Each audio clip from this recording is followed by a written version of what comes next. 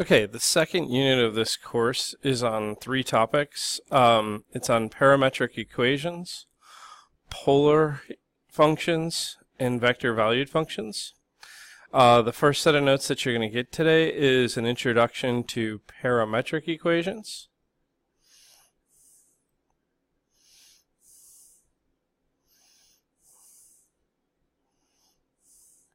Okay, so these are three topics that are BC exclusive.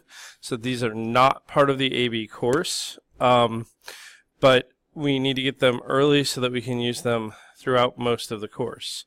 The challenge here is that not every curve can be represented as a function, okay? So if we try to map a function, let's say in the XY plane, or map the path of something in the XY plane, and let's say that something is a particle that's moving around over time, and I try to make something that models the pathway of that particle, I may get something that distinctly fails the vertical line test. So this pathway is not a function. So the way that we deal with this is by introducing a third variable. And this variable is something we call a parameter. And the equations that have this parameter are what we call parametric equations.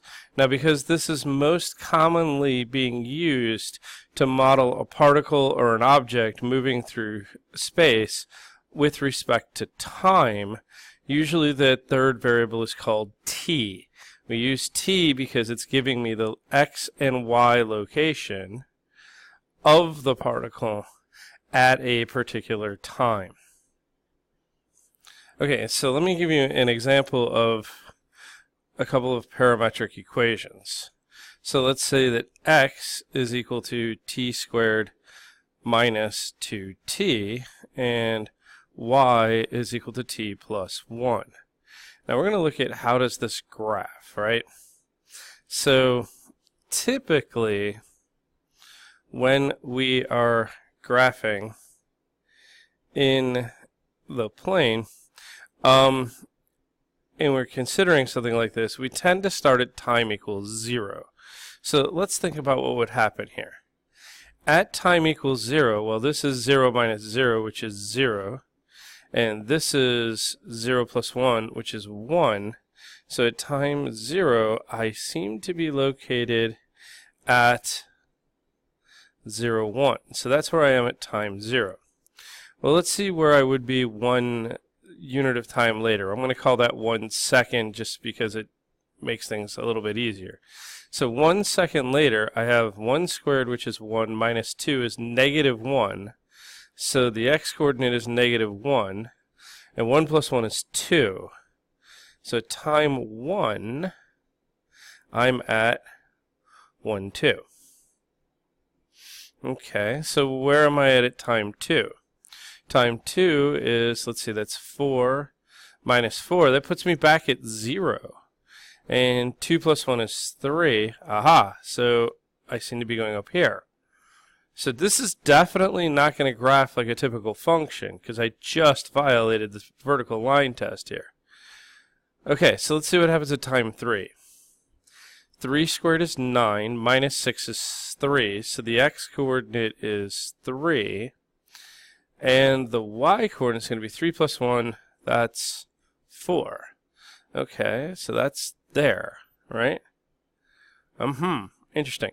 So let's see, if I put in 4, that's 16 minus 8, so that's going to take me 4, 5, 6, 7, 8, and 4 plus 1 is 5. Okay, so that's there.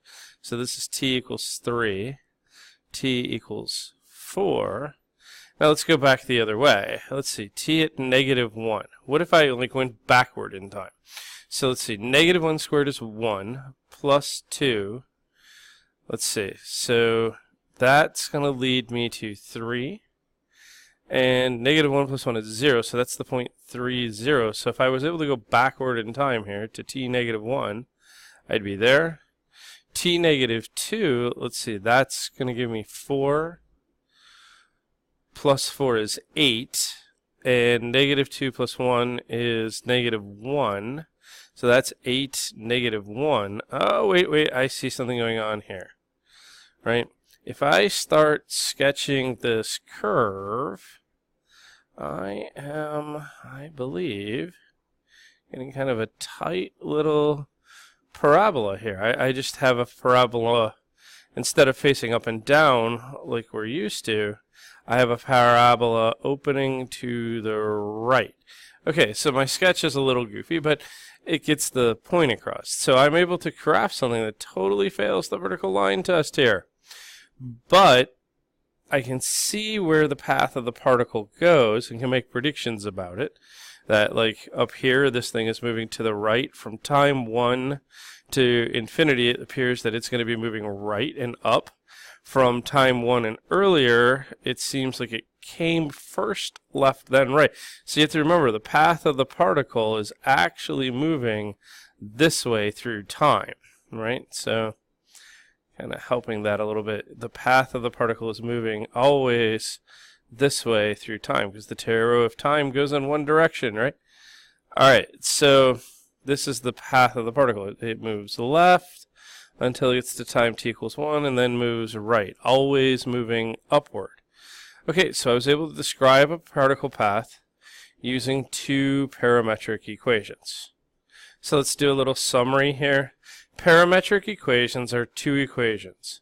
X, which is some function of t, y is some other function of t, that give perhaps like the position of a particle at time t, and this will graph. Both of these are functions of t, but x is not necessarily a function, sorry, wrong way. Y is not necessarily a function of x. This is what we're used to, but here we know this because this can graph in such a way that this would pass the vertical line test. So there we go. The third variable is what we call the parameter. These are what we call parametric equations, and we're going to have to learn calculus using these things.